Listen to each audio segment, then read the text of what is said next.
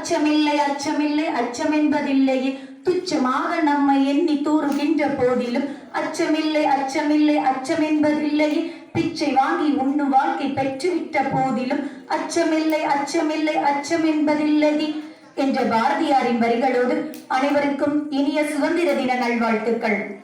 நாம் இன்று சுதந்திர காற்றை சுவாசிப்பதற்காக நம் சுவாச காற்றை நிறுத்திய சுதந்திர போராட்ட வீரர்கள் அனைவருக்கும் நாம் நம் முதல் வணக்கத்தை தெரிவித்துக் கொள்வோம். இந்திய சுதந்திர போராட்ட வீராங்கனைகள் என்றவுடன் அனைவரின் நினைவுக்கு வருபவர் வாரணாசியில் உள்ள ஜான்சியை ஆண்ட ராணி லட்சுமிபாய். ஆனால் ராணி லட்சுமிபாயின் காலத்திற்கு முன்பே ஆங்கிலேயரை எதிர்த்து போரிட்ட வீர தமிழ் பெண்மணியின் வரலாறு நம்மில் எத்தனை பேருக்கு தெரியும்? ராணி லட்சுமிபாய் வாளெடுத்து ஆங்கிலேயரை போரிடுவதற்கு முன் தன் வளரியால் ஆங்கிலேயரை விரட்டி அடித்த வீர தமிழச்சியின் வரலாறு நம்மில் எத்தனை பேருக்கு தெரியும்? ஆங்கிலேயருடன் போராடி போரில் வென்று சிவகங்கையை ஆண்ட பேரரசி ராணி வேலு நாச்சியாரை பற்றி தான் நினைவு கூற உள்ளேன். காலத்தால் மறைக்கப்பட்டாலும் காலத்தால் அழிக்க முடியாத வீர தமிழச்சி வேலு நாச்சியார் 1730 ஆண்டு ராமநாதபுரம் மன்னர் விஜய ரகுநாத செல்லமுத்து சேதுபதிக்கும் முத்தத்தாள் அம்மையாருக்கும் ஒரே மகளாக பிறக்கின்றார். ஆண் மகவு இல்லாத காரணத்தினாலும் ஒரே பெண் குழந்தை என்பதாலும் அரசரின் செல்ல பிள்ளை என்பதால் அனைத்து வித போர்க்கலைகளும் கற்றுக் கொடுக்கப்படுகின்றது. ராணி வேலு நாச்சியார் வாள் பயிற்சி, வில் பயிற்சி, குதிரை ஏற்றம், யானை ஏற்றம் போன்ற அனைத்து கலைகளையும் கற்றதோடு மட்டுமல்லாமல் மிகச் சிறந்தவராகவும் விளங்கினார். கலைகளில் மட்டுமல்ல, கல்வியிலும் அப்படியே. தமிழ், தெலுங்கு, மலையாளம், உருது, ஆங்கிலம் போன்ற பல மொழிகளை கற்று பல மொழி அறிந்த வித்தகராகவே விளங்கினார்.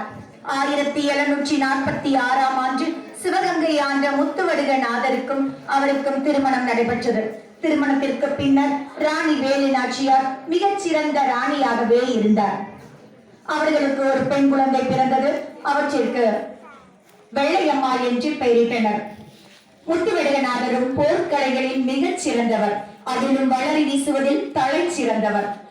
புறநானூற்றில் உள்ளவற்றை புவியில் உள்ள மக்கள் அனைவரும் தெரிந்து கொள்ளும்படியாக போரிட்டு வாழ்ந்து காட்டிய மா வீரர்கள், மா மனிதர்கள், மருது சகோதரர்கள் முத்துவடுகநாதரின் படை தளபதிகள் ஆவர். மற்றும் வேலு நாச்சியார் இவர்கள் அனைவரும் முத்துவடுகநாதருக்கு அரணாக இருந்து காத்தனர். இதனால் பலரும் அவரிடம் போரிட சற்று பயந்தனர். அக்காலகட்டத்தில் தான் ஆங்கிலேயர்கள் இந்தியாவிற்கு வாணிபம் செய்யும் பொருட்டு இந்தியாவிற்குள் நுழைந்து பல பகுதிகளை கைப்பற்றி வரி வசூல் செய்தனர். ஒருமுறை முத்துவடுகநாதரிடம் வரி செலுத்துமாறு கேட்டனர். அதற்கு அவர் மறுத்துவிட்டார். இதனால் ஆங்கிலேய ஆளுநர் ஜெனரல் அவரை கொன்று அவரது பகுதியையும் கைப்பற்ற திட்டம் தீட்டினார். ஒரு சதி திட்டம் ஒன்று தீட்டப்பட்டது. முத்துவடுகநாதர் மிகப்பெரிய சிவபக்தர். அவர் கோவிலுக்கு செல்லும் பொழுது எந்தவித ஆயுதங்களையும் எடுத்துச் செல்வது வழக்கமல்ல. இதை அறிந்த ஆங்கிலேயர் அவர் காளையார் கோயிலுக்கு செல்லும் பொழுது நவாப் படையும் ஆங்கிலேய படையும் கோவிலையும் கோட்டையும் சுற்றி வளைத்தது. அவர் சாமி தரிசனம் செய்யும் தருவாயில் ஆங்கிலேயர் ஒருவனால் சுட்டுக் கொல்லப்பட்டார் மறைமுகமாக. இதை அறிந்த வேலு நாச்சியார் துடித்தார். தன் கணவனின் இறப்புக்கு காரணமான ஆங்கிலேயரை இந்த மண்ணை விட்டு விரட்டி அடிப்பேன் என்று சபதம் செய்தார். ஆனால் அந்த சூழ்நிலையில் அவரிடம் இருந்த படையும் படைக்கலனும் ஆங்கிலேயரை எதிர்ப்பதற்கு போதுமானதாக இல்லாத காரணத்தினாலும் மருது சகோதரர்களின் அறிவுரையின் பேரில் தலைமறைவாக வாழ்ந்தார். தலைமறைவாக வாழும் காலத்திலும் அவர் பலவித போர் பயிற்சிகளை மேற்கொண்டார். போர் படையையும் பெருக்கினார். அந்த காலகட்டத்தில் சிவகங்கை 1773 ஆண்டு உசைன் நகரமாக மாற்றப்பட்டது. இதை சற்றும் எதிர்பாராத மக்கள் அச்சத்தில் திகழ்ந்தனர். ராணியின் வரவை எதிர்பார்த்து காத்திருந்தனர். ராணி வேலு நாச்சியார் ஹைதர் அலியிடம் போர்ப்படையை பெருக்குவதற்காக உதவி கோரினார். ஹைதர் அலியின் ஆங்கிலேயரை இம்மண்ணை விட்டு விரட்டுவதே முக்கிய குறிக்கோளாக இருப்பதாலும் ராணி வேலு நாச்சியாரின் குறிக்கோளும் ஒன்றாக இருப்பதால் அவர் தனது பீரங்கி படையை தருவதாக உறுதியளித்தார். ராணி ஒருமுறை காளையார் கோவிலுக்கு சென்று கணவரின் அஞ்சலி செலுத்திவிட்டு திரும்பி வரும் அருவங்குடி என்ற பகுதியில் உதயாள் என்ற பெண்ணை சந்தித்தார். அந்த பெண்ணிடம் நீர் வாங்கி அறிந்துவிட்டு சற்று இளைப்பாறிவிட்டு சென்றார். இதை அறிந்த ஆங்கிலேயர்கள் ராணி சென்ற சில நிமிடத்திலே அங்கு வந்து உடையாள் என்ற பெண்ணிடம் ராணி எந்த திசையில் சென்றார், எங்கு சென்றார் என்று விசாரணை செய்தனர். இதனால் உடையாள் எந்தவித உண்மையையும் கூறவில்லை. இதனால் சினமுற்ற ஆங்கிலேயர்கள் உடையாள் என்ற பெண்ணின் கையை வெட்டினர், பின்னர் காலையும் வெட்டினர், இறுதியில் தலையையும் துண்டித்து விட்டனர். இதை அறிந்த வேலு நாச்சியார் உடனடியாக அவ்விடத்திற்கு வந்தார். அர்ச்சுனா துயரம் அடைந்தார், கண்ணீர் சிந்தினார். இறக்கும் தருவாயிலும் உண்மையை கூற மறுத்த அந்த உடையாள் என்ற பெண்ணின் மன தைரியத்தை வியந்தார். தன்னுடைய வைரத்தாளியை அவரது கால்களுக்கு சமர்ப்பணம் செய்தார். பின்னர் உடையாளுக்காக அருவபுரி என்ற பகுதியில் ஒரு கோவிலை எழுப்பினார். அது வெட்டுடையார் காளி கோவில் என்று தமிழ்நாட்டில் இன்றும் வழிபட்டு வருகின்றது. 1773ஆம் ஆண்டு ராணி தனது படைகளை திருப்பத்தூர், காளையார் கோவில், சிவகங்கை ஆகியவற்றிற்கு பிரித்து செல்ல திட்டமிட்டு கொரில்லா போர் முறையை செய்ய திட்டமிட்டிருந்தார்.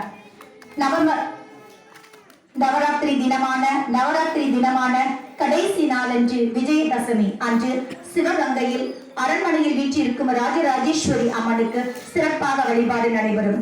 அக்காலகட்டத்தில் பொதுமக்கள் அனைவரையும் அரண்மனைக்குள் செல்ல அனுமதிக்கப்படுவர். இத்தருணத்தை சரியாக பயன்படுத்திக் கொண்ட ராணி வேலு நாச்சியார் பொதுமக்களாக ராணியின் பெண்கள் படை அரண்மனைக்குள் நுழைந்தது. அவர்கள் ஆடையில் மறைவாக ஆயுதங்களை மறைத்து வைத்திருந்தனர். உள்ளே நுழைந்ததும் அங்கே கோட்டையை சுற்றியும் பீரங்கி படை ஆயுத கிடங்கை சுற்றியும் ஆங்கிலேயரின் காவல் பலமாக இருந்தது. உள்ளே சென்ற பெண்கள் படை திடீரென தாக்குதல் நடத்தினர். இந்த தருணத்தில் சற்றும் எதிர்பாராத ஒரு கொடூர சம்பவம் அரங்கேறியது. ஆம், பெண்கள் படையில் இருந்த குயிலி விளக்கேற்றுவதற்காக வைத்திருந்த எண்ணெயை தன் உடல் மேல் ஊற்றிக்கொண்டு தீயை வைத்துக் கொண்டு தீயின் வெண் ஜுவாலைகள் தன் உடலை சுடும் பொழுதும் வெம்மையை தாங்கிக் கொண்டு ஓடி சென்று ஆங்கிலேயர்களின் ஆயுத கிடங்கில் குதித்தார். ஆயுத கிடங்கில் குதித்து ஆயுத கிடங்கை முழுவதையும் அழித்து விட்டார். இதை சற்றும் எதிர்பாராத வேலு நாச்சியார் அதிர்ச்சியில் உறைந்தார். மேலும் தாய் நாட்டிற்காக தன் உயிரையே துறந்த குயிலியை நினைத்து அவருடைய பெருமையை என்னவென்று கூறுவது. இறுதியில் ஆங்கிலேயரை வென்று சிவகங்கையை கைப்பற்றினார். உசைன் நகரமாக இருந்த சிவகங்கையை மறுபடியும் சிவகங்கையாக மாற்றினார். ஆங்கிலேயருடன் போரிட்டு பெண்ணடிமை மிகுந்த காலத்தில் ஆங்கிலேயருக்கு எதிராக போராடி ஆட்சியை மீட்ட பெண்ணினத்தின் பெருமை, தமிழ் இனத்தின் அடையாளம் வேலு நாச்சியார். அவர் தன் வெற்றியை தன் வெற்றியாக கருதவில்லை. குயிலி, உடையார் போன்ற தமிழின வீர பெண்களின் வெற்றியாகவே கருதினார். அவர் பயன்படுத்திய ஆயுதங்கள் சிவகங்கை அரண்மனையில் பாதுகாக்கப்பட்டு வருகின்றது. நன்றி. ஜெய் ஹிந்த்.